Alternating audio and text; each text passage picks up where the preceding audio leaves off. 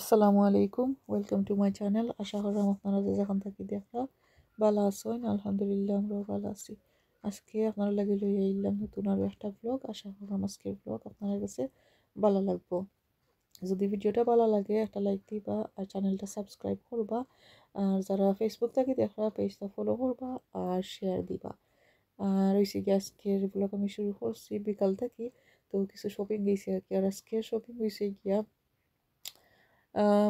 চিকেনের shopping. So আজকে আর কি মিক্স গ্রোসারি শপিং একটা না আর কি। আজকে হয়েছে গিয়া অনলি চিকেন। সো এখানে মাইতে তারপরা হাট চিকেন আইছে আর হয়েছে গিয়া আঁশ আইছে। তো ও আর কি শপিং একটু কিছু আসিল, উড়ি অবশ্য আসিল, একটা লেম্বু আসিল।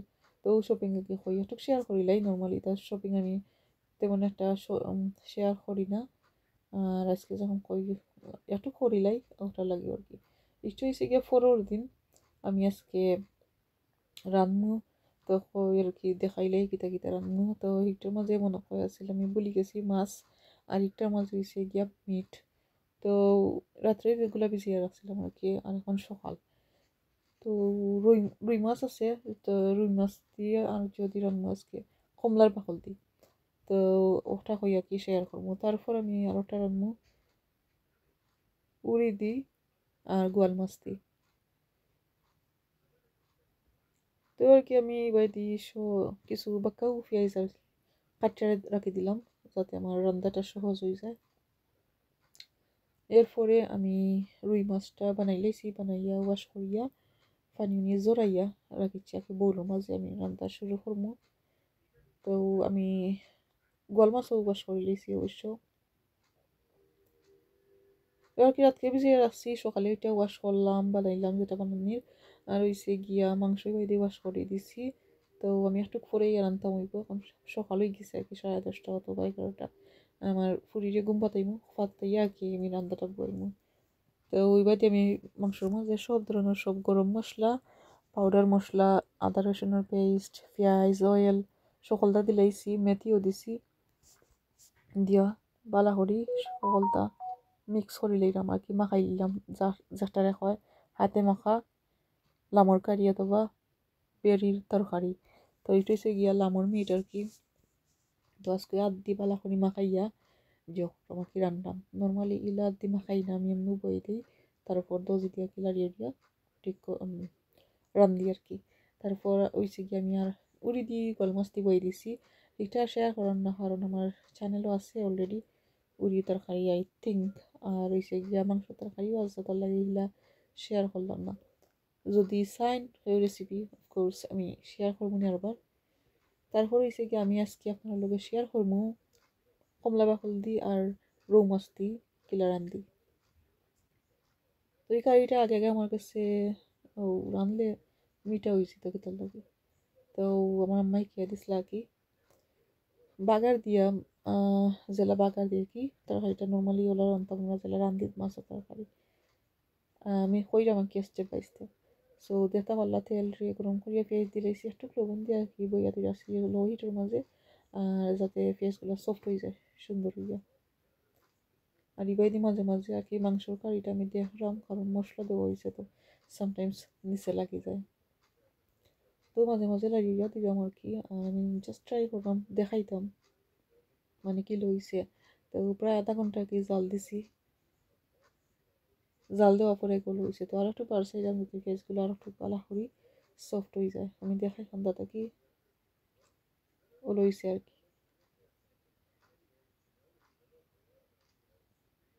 তো মাংসটা আর কি আমি কষাইলাম, এখনো কষানি শেষ হয়েছে না। তারপর আর কি এখন ওই আইবে একটু আমার কমলার বাকলোর তরকারির মাঝে। তো পেঁয়াজটা আমি সুন্দর করে ব্রাউন করলাম। বড় যেগুলো আর কি আছে ভাঙ্গে দিলাম। দেখতে পারে সুন্দর মতো কালার চেঞ্জ হয়ে গেছে কি, নাইস অ্যান্ড গোল্ড কালার হয়েছে। আর এখন আমি দিলাম হলুদের পাউডার 1.5 টেবিল স্পুন। তো এটার মাঝে হলুদটা একটু বেশি থাকে আর মরিচের পাউডারের পরিমাণ একবারে কম থাকে, লাইক হাফ টিস্পুন অথবা একটু কম দিলেই কি ওই জায়গা। আর এটার মাঝে কোনো বাখর করে যাইতো না, নাইলে খাল হয়ে যাব। একটু দিলাম পানি দিয়ে আর কি বালা করে সকল দ্বারে লাড়িলাম। লাড়িয়া কি হিববার আমি কম কি এটার মাঝে বইয়ে তুই রাখবো। আর এই পর্যায়ে গিয়ে আমি চেষ্টা করবো একটা পটেটো মশলা লইয়া পেঁয়াজগুলারে বালা করে ম্যাশ করে লইমু। নর্মালি ইলা টেঙ্গার তরকারির মাঝে পেঁয়াজরে ফিশে দেওয়া হয়, বাট আমরা তো আর ফিশা পেঁয়াজ ইউজ করি না ব্লেন্ডার করা। সো আমি ওলা করে লিমু আগে। তারপর হয়েছে আমি বাক্কা 4-6টা রসুনের গোয়ারে ক্রাশ করে দিছি, তারপর চেঁচিয়া দিছি আর কি। তো এটা কারির মাঝে একটু রসুনের পরিমাণটা বেশিও লাগে। তো মশলা কষানি করে এড হয়ে দিয়েছি রসুন কয়েকটা, রইছে গিয়া জাস্ট ওয়েট করলাম রসুনগুলা যাতে সফট হয়ে যায় আর কি। তো মশলা কষানো হয়ে গেছে, তেল উপরে দিয়ে উঠে গেছে আর কি বাসিয়া। আর এখন আমি ওলা একটা মাশাল লইয়া মাশরুম আমি কারিটা ইউজ করছিলাম ও পটাটো মাশা দিয়া তার লাগে একটু কারি লাগাইলাছি আর কি। তারপর আর কি আমার মশলাগুলা ম্যাশ করা হয়ে গেছে। এখন জাস্ট ওয়েট করলাম আর কি, আর একটু বালাটি করছি। তো তারপর আর কি মাছ ধুইয়া রাখছিলাম, মাছগুলা এড করে নিলাম। তো আর কি মাছগুলা মাঝে আমি দিছি আর কি মাছের মাথাও দিছি কিছু। তারপর হয়েছে গিয়া মাছও দিছি আর কি, মানে মিক্স মাছ দিছি আর কি একটার মাঝে।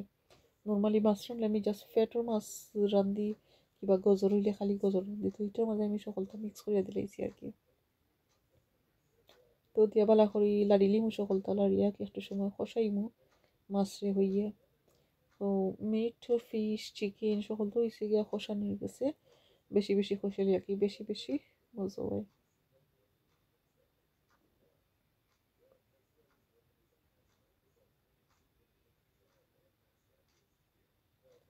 তো আর কি মাছটা কষানো হয়ে গেছে, বাক্কা পানিও বাড়াইছে একটা থেকে। তো এখন আর কি আমি আরও একটু পানি এড করে দিলাম। এটা কারি নর্মালি আর কি একটু পাতলাও খাইতে বেশি মজা লাগে। সো আমি অত বেশি ঘনও রাখতাম না, পাতলাও রাখতাম না। সো এখন হয়েছে গিয়া টিপস, যে কমলা বাকলোর ফ্লেভারটা বাড়ইতো আর কি, আর মিঠা হইতো না কারিটা। আমার আম্মায় হয়েছিল শিরা দিয়া তারপরে কি এড করতাম কমলার বাকল, তাইলে সুন্দর একটা আর কি জ্যাং অথবা সুন্দর কমলা বাকলোর যে ফ্লেভার আছে জালকা জালকা ওগুলা বাড়িব। তো আর কি দিলাম শিরা মাছ কমলার বাকল দিয়া বালা করি। এখন জাল দিই 10-15 মিনিট। আর যে সময় দেখবো আমার মন মতো হয়ে গেছে, ওই সময় আর কি আমি ফ্লেমটা অফ করবো। আর এবার দিয়ে মাংসটাও আমি চেক করলাম। সো মাংস তো কষা নিয়ে গেছে। আর আমি পানি অবশ্যই এটা হরি ইসলাম এটা দেখাইছি না। তো মাংস রান্না সরি আমি আসলে পানি এখন দিলাম আর কি। আজকে পানি আমি দিছি বয়েল করিয়া কেটল থাকি। এখন দেখাই কিলা উতরাইছে মাছের কারিটা। তো আর কি মাছের কারিটা উতরাই গেছে কি পালা করি। তো আর কি এখন আর একটু জাল দিয়ে আর কি আমি ফ্লেমটা অফ করবো। তো আর কি আমার খাড়িটা হয়ে গেছিল গিয়া। আর দেখা যায় হদিন শুরুটা বালা করি হয় আর কি। সো বড়ির মাঝে নার্জুলি গিয়ে আমরা রেকর্ড করি। আর যে সময় এন্ড হয়ে যায় গিয়া রান্না বান্না হয়ে বডি টায়ার হয়ে যায়, এই সময় আর অত বেশি ভালো লাগে না, ক্যামেরা করতে লাগে জানে মানে না। আর বাইদি দেখাই ফাইনাল লুক। অত কমলার বাকরের তরকারিটা হয়ে গেছে।